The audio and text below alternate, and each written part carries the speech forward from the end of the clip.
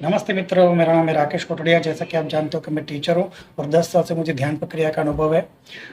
ना मैं कोई गुरु हूँ, ना मैं कोई तपस्वी हूँ। मैं बस वेद शास्त्रों का अध्ययन करता हूँ। मेरे गुरुजी ने जो मुझे जो सिखाया है उसके हिसाब से ध्यान करता हूँ और जो कुछ भी अनुभव आते हैं मैं इस चैनल के माध्यम से बांटता हूँ। तो बहुत सारे प्रश्न मुझे पूछते जाते कमेंट्स के अंदर के आज्ञा चक्र क्या होता है, कुंडलिनी शक्ति क्या होती है, 7 चक्र क्या होते हैं, आज्ञा चक्र से क्या होता है, 7 चक्र जागृत हो तो क्या होगा। तो बहुत सारे प्रश्न। तो बहुत सारे लोगों ने ये भी प्रश्न पूछा है कि परमात्मा को क्या देखा जा सकता है, क्या भगवान के दर्शन संभवित है। तो आज इस प्रश्न पे हम प्रकाश डालने की कोशिश करेंगे। तो सबसे पहले परमात्मा के दर्शन की जब बात आती है तो सबसे पहले हमें अपने शरीर को ही समझना होगा। क्या हमारा शरीर परमात्मा के दर्शन के लायक है या नहीं है। हमारा शरीर योग शास्त्र के हिसाब से देखा जाए तो 36,000 नसें इस साइड होती है जिसको सूर्य नाड़ी कहते हैं। 36,000 नसें इस साइड होती है जिसको चंद्र नाड़ी कहते हैं। जब हमारा हार्ट धड़कता है तो 1 वोल्ट एनर्जी क्रिएट होती है। आप नेट पे जाके सर्च कर सकते हो कि हार्ट धड़कता है तो 1 वोल्ट एनर्जी क्रिएट होती है कि नहीं। तो हार्ट जब एनर्जी क्रिएट होती है 1 वोल्ट, सिर्फ 1 वोल्ट, तो पूरे शरीर में फैल जाएगी तो एनर्जी कमजोर हो जाएगी। लेकिन पूरे शरीर के नसों नस के अंदर एनर्जी फैलती है। अब अगर मेरा माइंड मेरे हाथ में जाता है तो मेरा हाथ हिलता है। क्यों? क्योंकि माइंड जहाँ जाएगा वहाँ पे एनर्जी जाएगी और एनर्जी का फंक्शन होता है।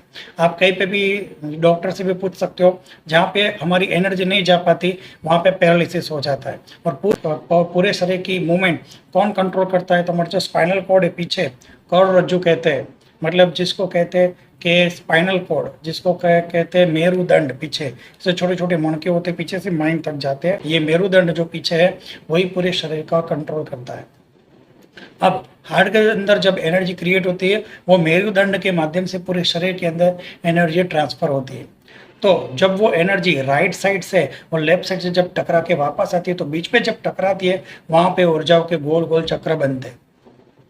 ऐसे शरीर में कुल 7 जगह पे चक्र बनते हैं, उनको ही कुंडलिनी शक्ति कहा गया है। तो डॉक्टर और साइंटिस्ट जब शरीर का ऑपरेशन करते हैं, साइंस के माध्यम से देखते हैं तो उनको कोई चक्र नहीं मिलते। ये चक्र न मिलने के कारण क्या है? क्योंकि साइंस में हमेशा भौतिक वस्तु का अध्ययन किया जाता है, ऊर्जाओं का अध्ययन बहुत कम किया जाता है। तो जैसे मैं आपको बता दूं, एक वायर हो तो वायर के अंदर करंट बह रहा है तो भी वायर ऐसा ही दिखता है, करंट नहीं बह रहा है तो भी वायर तो ऐसा ही दिखता है। तो ये जो चक्र है हमारे शरीर के अंदर नहीं बनते, शरीर के बाहर जो ऊर्जा है उस ऊर्जाओं के 7 चक्र बनते हैं। जिस तरह से पृथ्वी के अंदर जियो मैग्नेटिक फील्ड है, इसी तरह से हमारे शरीर में बायोमैग्नेटिक फील्ड है। ये बायोमैग्नेटिक फील्ड अगर अच्छा है तो हमारा मन तन शरीर सब कुछ स्वस्थ रहता है। लेकिन अगर हमारे बायोमैग्नेटिज्म में कुछ गड़बड़ है तो उस बायोमैग्नेटिज्म अगर हमारा गड़बड़ है तो हमारे शरीर के चक्र खराब हो जाते हैं। चक्र खराब हो जाते हैं तो शरीर के उस शरीर से रिलेटेड समस्याएं आती है। योग शास्त्र में भी कहा गया है, अगर शरीर में कुछ बीमारी आने वाली होती है उसके 6 महीने पहले हमें पता चल जाता है, हमारे शरीर की ऊर्जाएं गड़बड़ हो जाती है। जब ऊर्जाएं गड़बड़ होती है तब शरीर के अंदर बीमारियां और प्रॉब्लम आते हैं। तो अगर ऊर्जाओं में अगर गड़बड़ी आ गई वो हमें पता चल जाए तो ऊर्जाओं के लेवल पे अगर ठीक कर दिया जाए तो शरीर पे वो बीमारी आ ही नहीं सकती। तो मतलब ऊर्जाओं का प्रतिबिंब है, ऊर्जाओं की परछाई है हमारा शरीर। असल में हम ऊर्जाओं के घनीभूतकरण से बने। जैसे पानी है उसको अगर फ्रिज में डाल दिया जाए तो बर्फ बन जाएगा, तो पानी का घनीकरण बर्फ हुआ। मतलब पानी को अगर घनीभूत किया जाए तो बर्फ का रूप धारण करता है। इस तरह से हमारी जो ऊर्जाएं हैं, हमारे कितने जन्म में कितने कर्म किए, वो कर्म के फल को कैसे भोगेंगे, तो इतने सारे कर्म मिलके एक शरीर बनता है जिसको ये भौतिक शरीर कहते हैं। भौतिक शरीर क्यों मिलता है? तो पिछले जन्म के कर्मों, हजारों हजारों हजारों जन्म के कर्म अभी बाकी है, वो कर्मों को भोगने के लिए शरीर बना है। तो जैसे पानी किस तरह से बर्फ बनता है तो ये सारे कर्म ये शरीर बनते हैं। तो अब ये शरीर का जब तक शुद्धिकरण नहीं होता तब तक शुद्ध और पवित्र आत्मा शरीर में से निकल नहीं सकती। जब तक निकल नहीं सकती मोक्ष नहीं पा सकती, मोक्ष नहीं पा सकती परमात्मा के दर्शन नहीं हो सकते। तो वेद शास्त्र पुराण का यही अध्ययन देखने में आया है कि हमारे शरीर मिला ही हमें कर्म भोगने के लिए है, और कर्म भोगते भोगते पिछले जन्म के कर्म और इस जन्म में हम फिर से नए कर्म भोगते हैं। तो फिर से ये विष चक्र चालू रहता है, फिर से नया जन्म, फिर भोगना, फिर से नया जन्म, फिर भोगना। इसमें से चक्र में से बाहर निकलने का रास्ता ही है 3, कर्मयोग, भक्ति योग और ध्यान योग। तो हमारा जो रास्ता है वो ध्यान योग है, ज्ञान योग के अंदर है ध्यान योग। अब ध्यान योग के अंदर मैंने कहा कि हार्ट जब धड़कता है तो सारे नसों के अंदर से जहाँ जहाँ ब्लॉकेज है वहाँ पे ऊर्जा नहीं जा सकती, और जहाँ पे ऊर्जा जा रही है वहाँ पे एनर्जी फ्लो होती है। तो हमारे शरीर के अंदर कुल 7 चक्र बनते हैं, 72,000 नाड़ियों के कुल 7 चक्र बनते हैं। वो सातों चक्र जब तक शुद्ध नहीं होते परमात्मा के साथ कनेक्शन करना बहुत मुश्किल होता है। इसलिए ऋषि मुनि सतत ध्यान की अवस्था में चक्रों का शुद्धिकरण करते हैं, तत्वों का शुद्धिकरण करते हैं। जब शुद्धिकरण होता है तब परमात्मा से हम कांटेक्ट कर पाते हैं, परमात्मा के दर्शन कर पाते हैं। अब दर्शन दर्शन क्या है उसको हम समझने की कोशिश करते हैं। जब हम ध्यान करते हैं तो हमारी ऊर्जा सबसे पहले पृथ्वी तत्व जो पहला चक्र बनता है वो मल द्वार और मूत्र द्वार के बीच में, आगे मल द्वार है, आगे मूत्र द्वार है, पीछे मल द्वार है, उसके बीच में 2 इंच की जगह होती है, वहां पे मूलाधार चक्र बनता है। तो जब भी हम ध्यान करते हैं हमारा मन शरीर एकदम शुद्ध और स्थिर रहता है, तो हमारी पूरी ऊर्जा मूलाधार चक्र पे जाती है। धीरे धीरे वो ऊर्जा वहां पे रह के ऊपर की ओर उठने का कोशिश करती है। क्यों? और पीछे मेरुदंड से होती हुई धीरे धीरे ऊपर उठती है।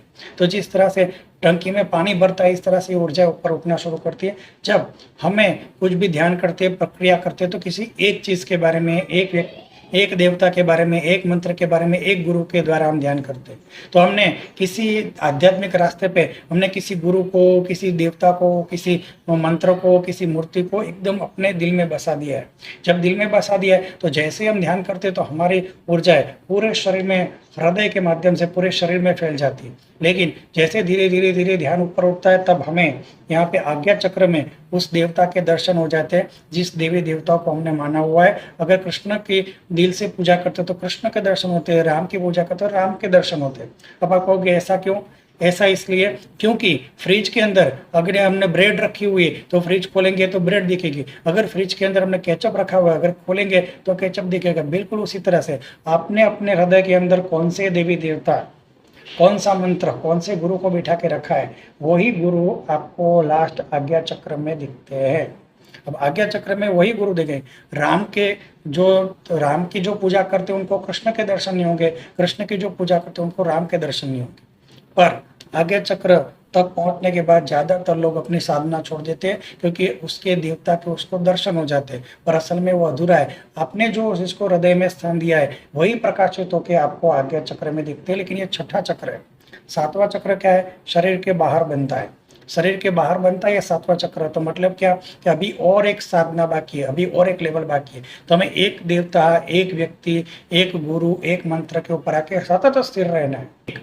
सबका मालिक एक, साईं बाबा कहते हैं कि सबका मालिक एक, और श्रद्धा और सबूरी, सतत एक मंत्र, देवता, देवी, उसके अंदर सतत श्रद्धा रख के और सबूरी, राह देखना, राह देखना, राह देखना। तो जिस देवता में हमने श्रद्धा रखी है उस देवता के माध्यम से हम सतत स्थिर रह पाते हैं और 7वें चक्र में परमात्मा हमें कांटेक्ट करते हैं, तब वो दृश्य भी चला जाता है और निराकार परमात्मा से हम जुड़ जाते हैं। अब परमात्मा निराकार है, क्यों? क्योंकि आकार होगा तो लिमिट में होगा। जैसे कि मैं हूं तो मेरा शरीर की, मेरे देखने की शक्ति, मेरी बुद्धि की क्षमता की कुछ लिमिट होती है, पूरे ब्रह्मांड को मैं नहीं जान सकता।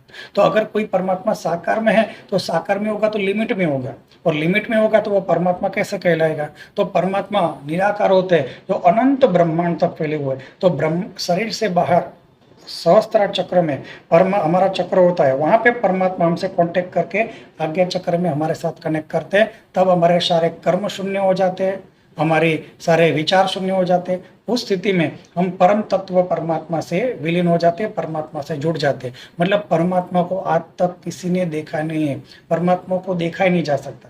अब आप कहोगे कि परमात्मा का तो वर्णन आता है, तो इंसान क्या सोचते हैं कि परमात्मा इंसान होंगे।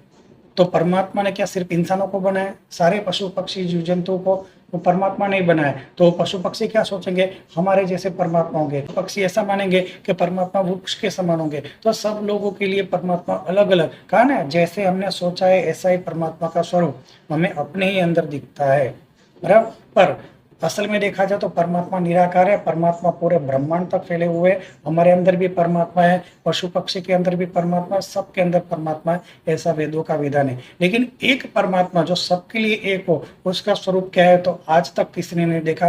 वेदों में भी उसको नेति नेति कहा गया है, उसको नहीं जाना जा सकता, उसको नहीं जाना जा सकता। तो वेदों में भी उसका वर्णन है। हाँ, महसूस किया जा सकता है। वेदों में 2 विरोधी विधान आते हैं, ऐसा कोई भी नहीं जो मुझे न जान सकता।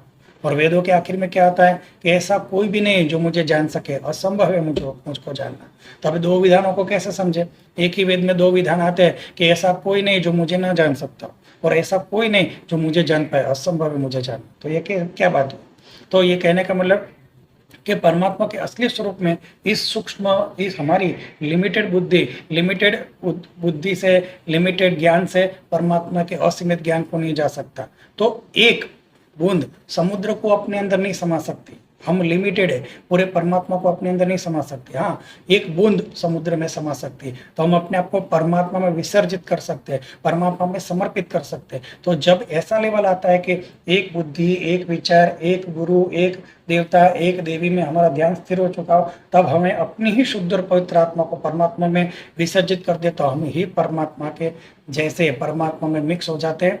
जीव शिव हो जाता है, नर नारायण हो जाता है, आनंद परमानंद हो जाता है, आत्मा परमात्मा हो जाता है। यही हमारे जीवन का मुख्य लक्ष्य है। वेद के हिसाब से भी देखा जाए तो वही है। लेकिन जब वो स्थिति आती है तब हमारा शरीर, जो कहते हैं तपस्वी, शुद्ध तपस्वी, तो उनका क्या होता है कि इतने शुद्ध हो जाते हैं कि उनका पूरा शरीर अब परमात्मा चलाते हैं। अब उनका एक एक विचार परमात्मा का विचार है, एक एक कार्य परमात्मा का कार्य, उसके अंदर से सतत परमात्मा बहते रहता है। ऐसा उनका शरीर हो जाता है। जब तक, कबीर ने भी ऐसा बताया, जब मैं था तब हरि नहीं, जब मैं था तब हरि नहीं थे, अब हरि है मैं नाही, प्रेम गली अति साकरी, उसमें दो न समाई। मतलब जब तक मैं अपने आप को मैं समझता था तब परमात्मा नहीं थे, अब हरि है मैं नहीं, अब परमात्मा है तो मैं नहीं हूँ। पूरा सिस्टम क्रैश हो चुका है। अब परमात्मा ही मेरे द्वारा बात कराते हैं, सब कुछ मुझे परमात्मा के हिसाब से ही करना पड़ता है। मेरा खुद का कोई रोल नहीं, खुद का कुछ काम नहीं, सब कुछ परमात्मा के हिसाब से ही चलता है। ऐसे सब कुछ परमात्मा को सरेंडर हो जाए। उसके शरीर में से, उस सिद्ध के शरीर में से, उस तपस्वी के शरीर में से परमात्मा सतत बहते रहता है। तो परमात्मा को कभी देखना हो तो आज्ञा चक्र से नहीं, हमारे नॉर्मल आंखों से देखा जा सकता है। आप कहोगे नॉर्मल आंखों से कैसे? सच्चे तपस्वी और गुरु आपके जीवन में जब आते हैं तब आप उसको समर्पित होते हो, तो आपके अंदर सतत परिवर्तन आने लगता है। इतना परिवर्तन आने लगता है कि आपने कभी सोचा भी नहीं। समझ लेना वो सच्चे गुरु है, सच्चे तपस्वी है, जो परमात्मा के माध्यम है। अगर उनके पास अगर आप झुकते हो तो आपके अंदर भी बदलाव, तुरंत बदलाव आना शुरू हो जाएंगे। ऐसे सच्चे तपस्वी के अंदर परमात्मा सतत बहते हैं। परमात्मा कोई एक स्वरूप में नहीं हो सकते। परमात्मा ने पूरी जीव सृष्टि को बनाया हुआ है, लेकिन हम मनुष्य परमात्मा को मनुष्य मानते हैं, लेकिन परमात्मा निराकार है, हर स्वरूप में होते हैं। बस परमात्मा को उस स्वरूप में हमारे जानने की क्षमता होनी चाहिए। तो ज्यादातर कोई वस्तु, व्यक्ति हमें किस तरह से समझाएगा कि मैं परमात्मा हूँ? क्योंकि प्रकृति के कण कण में परमात्मा है। तो क्या पत्थर हमें बताएगा कि मेरे अंदर से परमात्मा ढूंढ लो? नहीं। कोई भी प्राणी हमें बताएगा कि मेरे अंदर परमात्मा ढूंढ लो? क्या कोई नदी हमें बताएगी? क्या कोई सागर हमें कहेगा कि मुझ में भी परमात्मा, मुझे ढूंढ लो? सिर्फ एक सदगुरु है, मनुष्य के स्वरूप में मनुष्य के ऊपर उपकार करते, अपने अंदर परमात्मा को जान के, अपने अंदर परमात्मा को कहते डाउनलोड करके वो आपके ऊपर कृपा कर सकते हैं कि मेरे अंदर से परमात्मा आप ढूंढ सकते हो। लेकिन वो कभी नहीं बताते कि मैं परमात्मा हूँ। वो परमात्मामय होते हैं लेकिन परमात्मा नहीं होते। उनके शरीर में से परमात्मा बहता है लेकिन वो परमात्मा नहीं है। तो परमात्मा को पाना हो तो हमारी बुद्धि से, सीमित बुद्धि से कभी नहीं पाया जा सकता। अगर पाया भी जा सकता है एकदम आसान तरीके से, किसी भी चीज में से पाया जा सकता है, लेकिन हमें पूरा झुकना चाहिए, हमें पूरा झुकना होगा। हम झुक नहीं पाते, हमारा अहंकार के कारण हम उस वस्तु को वस्तु मानते हैं, उस व्यक्ति को व्यक्ति मानते हैं। यही सबसे बड़ी समस्या है। हमें अपनी बुद्धि, मन का अहंकार है जिसके कारण पूर्ण झुक नहीं पाते। पूर्ण न समुद्र के पास झुक पाते, पूर्ण न पहाड़ के पास झुक पाते, पूर्ण न हम नदी के पास झुक पाते, पूर्ण न हम वृक्ष के पास झुक पाते, पूर्ण हम न किसी व्यक्ति के पास झुक पाते। जब पूर्ण झुक पाते हैं तो आपका अहम ही शून्य हो जाता है। जब अहम शून्य हो जाता है, एक शून्य की स्थिति आती है, उसके अंदर परमात्मा आपके अंदर डाउनलोड हो जाते हैं। फिर आपके अंदर से भी परमात्मा बहता है। यही वेदों का रहस्य और सीक्रेट है, और यही सच्चे गुरु और तपस्वी की निशानी है। सबसे बड़ा गुरु सबसे बड़े शिष्यत्व में से निकलता है। महान शिष्य बने बिना कभी कोई महान गुरु बन ही नहीं सकता। तो सबसे पहले हमें घोर शिष्यत्व प्राप्त करना होगा, हमें घोर शिष्य बनना होगा, हमें महान शिष्य बनना होगा, हमें पूरा शून्य के आधारित शिष्य बनना होगा। हमारे मन तन मन धन को शून्य बना के परमात्मा को समर्पित करना होगा। जब हम ऐसा कर पाएंगे, हमारे तन मन सब कुछ शून्य करके परमात्मा को समर्पित कर पाए, तो हमारे अंदर महाशून्य, कर्म की शून्य की अवस्था, विचारों की शून्य की अवस्था उत्पन्न होती है। तब परमात्मा हमारे अंदर आता है और परमात्मा हमारे माध्यम से दूसरे लोगों तक भी पहुंचता है। लेकिन शायद हमें वो पहचाने या न पहचाने, जैसे कि हम अपने आप को गुरु को पहचाने या फिर ना भी पहचाने। तो पात्रता चाहिए परमात्मा तक जाने की। तो क्या हमारी आंखों से परमात्मा को देखा जा सकता है? अगर आपको विशाल परमात्मा को जानना है तो आज्ञा चक्र से क्या किसी भी तरीके से नहीं देखा जा सकता। जैसे वेद कहते हैं मुझे देखना असंभव है। हाँ, क्या परमात्मा को साकार स्वरूप में देखा जा सकता है? हाँ, परमात्मा में साकार स्वरूप से इसी आंखों से देखा जा सकता है। सदगुरु के रूप में परमात्मा को देखा जा सकता है। लेकिन सूक्ष्म तत्व में परमात्मा को असीमित, अफाट, अनलिमिटेड है, जिसको आज तक कोई नहीं देख पाया। तो वेदों के विरोधी सिद्धांत है, लेकिन सच है, परमात्मा को कोई ऐसा नहीं जो परमात्मा को नहीं दे सकता। जीव मात्र के अंदर, सृष्टि के कण कण के अंदर परमात्मा है, लेकिन हमें अपने ईगो को उस नदी के सामने, उस पहाड़ के सामने पूरी तरह से खाली करना होगा। और नहीं कर पाते तो किसी सदगुरु के सामने चर्चा विचारणा वार्तालाप से अपने ईगो को पूरी तरह से समर्पित करना होगा। तब उसके अंदर शुद्ध और पवित्र आत्मा परमात्मा हमें दिख जाता है। ये नॉर्मल आंखों से देख सकते हैं। और इस आंखों से, आज्ञा चक्र से आंतरिक तरीके से परमात्मा अनंत है, वो निराकार है, उसको आज तक कोई नहीं जान पाया, वो अनंत रूप में मौजूद है। तो मैं आशा रखता हूँ कि मैं अपनी बात क्लियर कर पाया हूँ। अगर कुछ भी डाउट हो तो कमेंट के अंदर क्वेश्चन पूछ सकते हो। और अगर आपको प्राइवेट में क्वेश्चन पूछना हो तो ज्वाइन बटन के अंदर टच करोगे तो एक जीमेल मिल जाएगा, जिस पर आप मुझे प्राइवेट क्वेश्चन भी पूछ सकते हो। और अगर वीडियो अच्छा लगा तो शेयर और सब्सक्राइब कर सकते हैं। सुनने के लिए थैंक यू। जय गुरुदेव, जय गुरुदेव, जय गुरुदेव।